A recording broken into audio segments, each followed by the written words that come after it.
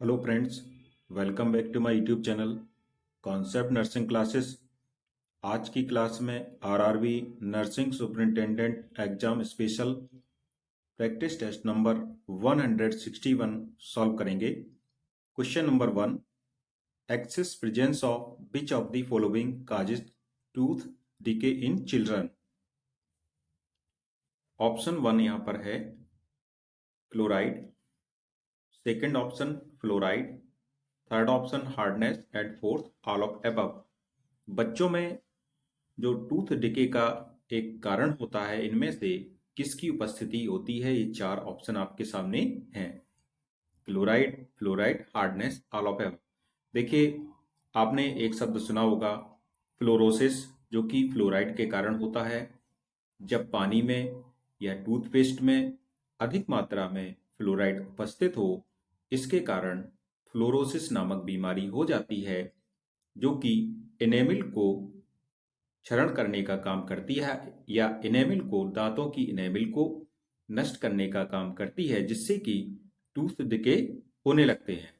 इस प्रकार से इस क्वेश्चन का करेक्ट आंसर ऑप्शन बी सही हो जाएगा। नेक्स्ट क्वेश्चन,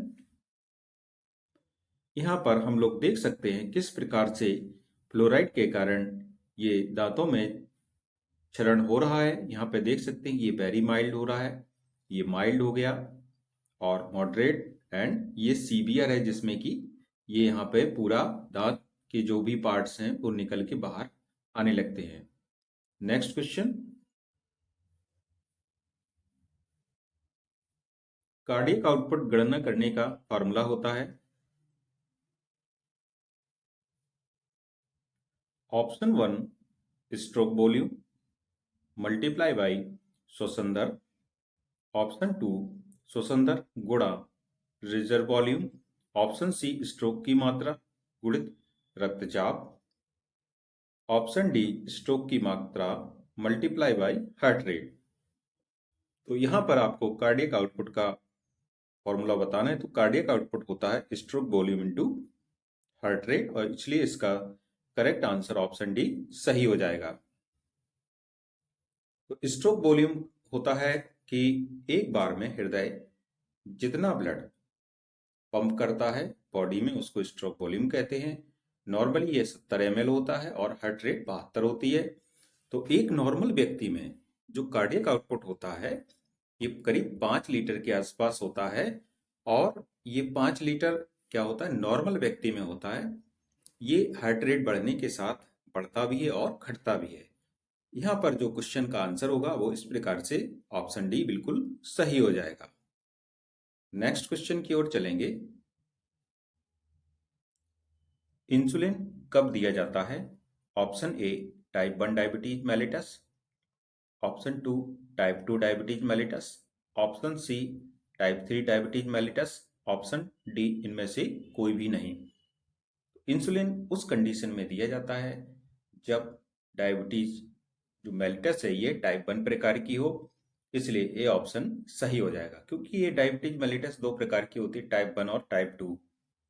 टाइप 1 क्या होती है, जेनेटिक होती है, माता पिता से उसके बच्चों में मिलती है। और टाइप 2 होती है, ये व्यक्ति में स्वयं हो जाती है, खान पान से, उसके जो रहन सहन से, और जीवन का जिस प्रकार से उसकी दिनचर्या होती है उसके कारण ये टाइप 2 डायबिटीज मेलिटस होती है। तो टाइप 1 डायबिटीज होती है, जेनेटिक होती है, और इसमें इंसुलिन दिया जाता है। इस प्रकार से इसका करेक्ट आंसर ऑप्शन ए सही होता है। अगला क्वेश्चन देखेंगे, निम्नलिखित में से कौन सी डायबिटीज मेलिटस की सबसे कॉमन कॉम्प्लिकेशन है? Option A galactosemia. Option B hyperglycemia. Option C hypoglycemia. Option D stroke. जब बात होती है डायबिटीज मेलिटस की कॉमन कॉम्प्लिकेशन, तो कॉमन कॉम्प्लिकेशन क्या होती है?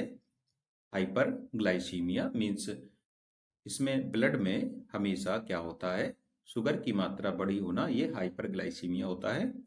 और ये डायबिटीज मेलिटस की कॉमन कॉम्प्लिकेशन होती है, इसलिए बी ऑप्शन सही हो जाएगा। एक बात और भी याद रखने की है कि यदि कॉमन की जगह एक्यूट कॉम्प्लिकेशन पूछा जाता, तब इसका आंसर बदल जाता। क्योंकि एक्यूट का मतलब होता है अचानक। तो अचानक कभी कभी होता ऐसा है कि जो डायबिटीज मेलिटस के रोगी हैं उनकी शुगर डाउन हो जाती है। उस कंडीशन में इस क्वेश्चन का आंसर हाइपोग्लाइसीमिया हो जाता है। तो इस बात को आप सभी लोगों को याद रखना है। यदि किसी भी स्टूडेंट्स को आरआरबी नर्सिंग की डेली प्रैक्टिस टेस्ट सीरीज चाहिए हो तो इस नंबर पर कॉल या व्हाट्सएप कर सकता है। नंबर है 9450783554। नेक्स्ट क्वेश्चन की ओर चलेंगे। अगला क्वेश्चन है, how should you open the airway of N unconscious person? एक बेहोश व्यक्ति का वायुमार्ग आपको किस प्रकार खोलना चाहिए? ऑप्शन ए, सिर झुकाकर और ठोड़ी उठाकर। ऑप्शन बी, जबड़े पर बल देकर। ऑप्शन सी, सिर झुकाकर और जबड़े पर बल देकर।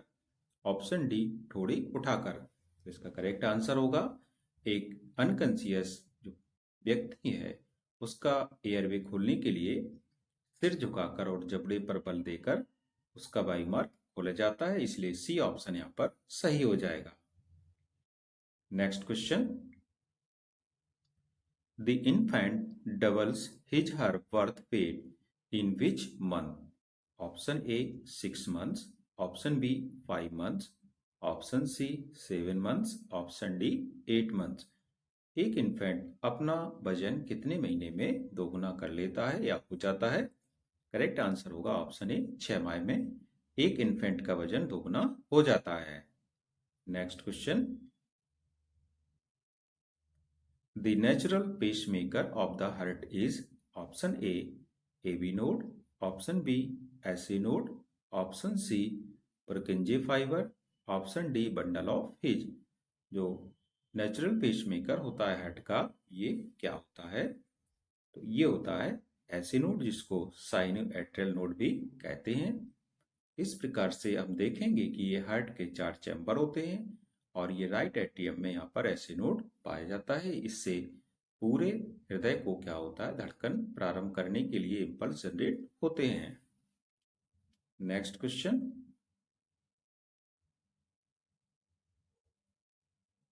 Total weight gain during pregnancy is about? A 6 kg, B 8 kg, C 11 kg, D 14 kg। Pregnancy के समय वेट गेन ये निर्भर करता है किस पे? बीएमआई पर। लेकिन एक नॉर्मली जब कुछ पूछा ना गया हो तो नॉर्मल सिचुएशन में एक सामान्य तौर पर करीब करीब 11 किलोग्राम की बढ़ोतरी प्रेगनेंसी के टाइम पर होती है, इसलिए सी ऑप्शन यहाँ पर सही होगा। नेक्स्ट क्वेश्चन की ओर चलेंगे। Clinical death is also known as? Option A brain death, option B accidental death, option C legal death, option D biological death. Clinical death को क्या कहते हैं? क्लिनिकल डेथ को कहते हैं ब्रेन डेथ, इसलिए ए ऑप्शन यहाँ पर सही हो जाएगा। Next question, the drug of choice in paracetamol overdose is? Naloxone, atropine sulphate, neostigmine, N acetyl cysteine. Paracetamol की ओवरडोज में जो एंटीडोट का काम करता है ये होता है N acetyl cysteine. So the correct answer is option D. Next question, which type of hallucination is most common in schizophrenia? Option 1 visual, option 2 gustatory, option 3 tactile, option D auditory। इसमें हेल्यूसिनेशन का मतलब होता है मति भ्रम, जो वस्तु उपस्थित नहीं है और उसका एहसास होना, उसको महसूस करना, ये हेल्यूसिनेशन कहलाता है। तो इसमें जो सबसे अधिक प्रकार का मोस्ट कॉमन प्रकार का हेल्यूसिनेशन देखा गया है ये है ऑडिटरी, इसलिए डी ऑप्शन यहाँ पर सही होता है। Next question,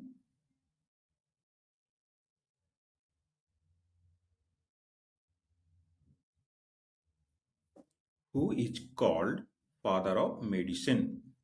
A Louis Pasteur, B Lord Lister, C Hippocrates, D Darwin. Father of medicine में से किसको कहते हैं? तो ये है correct answer option C, Hippocrates. Next question, ICDS gives immunization services to A. Children below 6 years, B. Pregnant and lactating mother, C. Both A and B, D. None of these। ICDS का मतलब होता है आंगनबाड़ी में जो सेवाएं दी जाती हैं, तो इसकी जो इम्यूनाइजेशन सर्विसेज होती है ये 6 वर्ष के नीचे के बच्चों के लिए और प्रेग्नेंट और लैक्टेटिंग मदर के लिए होती है, इसलिए यहाँ पर सी ऑप्शन सही होता है। Next question, pepsinogen secreted by A chief cells, B mast cells, C beta cells, D parietal cells. देखिए क्या होता है, स्टमक होता है, स्टमक की अंदरूनी परत पर यहाँ पर क्या है, चीफ सेल्स पाई जाती हैं। इन चीफ सेल से पेप्सिनोजन निकलता है, ये पेप्सिनोजन फिर पेप्सिन में कन्वर्ट होगा और पेप्सिन क्या करता है, प्रोटीन का पाचन करता है। इस प्रकार से करेक्ट आंसर ऑप्शन ए सही होता है। नेक्स्ट क्वेश्चन की ओर चलेंगे। Normal bone cell is known as osteocyte, osteoblast, osteoclast, monocyte. Normal bone cell को क्या कहते हैं? करेक्ट आंसर होगा ऑप्शन ए, ऑस्टियोसाइट एक नॉर्मल बोन सेल कहलाती है। नेक्स्ट क्वेश्चन, सेरिब्रम जिसको कि फोरब्रेन भी कहते हैं, controls the one of the following. Option A respiratory system, option B mental behaviour and thoughts, option C cardiovascular system, option D posture. Cerebrum किसको इनमें से जो किनको कंट्रोल करने का कार्य करता है? तो ये करेक्ट आंसर होगा, सेरिब्रम मेंटल बिहेवियर और थॉट्स को कंट्रोल करने का काम करता है, इसलिए बी ऑप्शन यहाँ पर सही हो जाएगा। Next question, all of the following are true for spinal cord except. Option A relay messages from brain to different body parts, B pass message from sensory receptors to the brain, C है begins at midbrain and ends at lumbar region, D option coordinate reflexes. तो यहाँ पर spinal cord के बारे में बात हो रही, तो ये देखते हैं ये ब्रेन है और ब्रेन से निकल करके ये सबसे ऊपर का भाग सेरिब्रम, मिड ब्रेन और सेरिबेलम इस प्रकार से होता है। इसके नीचे यहाँ से ये निकलती है स्पाइनल कॉर्ड। तो ये स्पाइनल कॉर्ड के बारे में क्या क्या यहाँ पर असत्य है वो आपको बताना था, तो ये ऑप्शन सी इसका करेक्ट हो जाएगा, बिगिंस एट मिड ब्रेन, कि ये मिड ब्रेन में शुरू होती है और लंबर रीजन में इसका एंड हो जाता है। तो ये ऑप्शन यहाँ पर गलत है, शेष जो ऑप्शन है ये सही होते हैं स्पाइनल कॉर्ड के बारे में। जैसे ए ऑप्शन है relay messages from brain to different body parts, यह ब्रेन से डिफरेंट बॉडी पार्ट्स को रिले मैसेज करने का काम करता है। Pass message from sensory receptors to the brain, sensory receptor से ब्रेन को मैसेज पास करने का कार्य करेगा और रिफ्लेक्सेस को कोऑर्डिनेट करने का काम करता है। जबकि ये जो ऑप्शन है ऑप्शन सी ये गलत हो जाता है, इसलिए इसका करेक्ट आंसर होगा begins at mid brain and ends at lumbar region. Next question, all of the following are endocrine gland except salivary gland, adrenal gland, pituitary gland, thyroid gland. इनमें से सभी क्या है, एंडोक्राइन ग्लैंड है सिर्फ एक को छोड़ करके। तो यहाँ पर जो सैलिवरी ग्लैंड है ये एंडोक्राइन ग्लैंड नहीं होती है, इसलिए यही इसका आंसर हो जाएगा।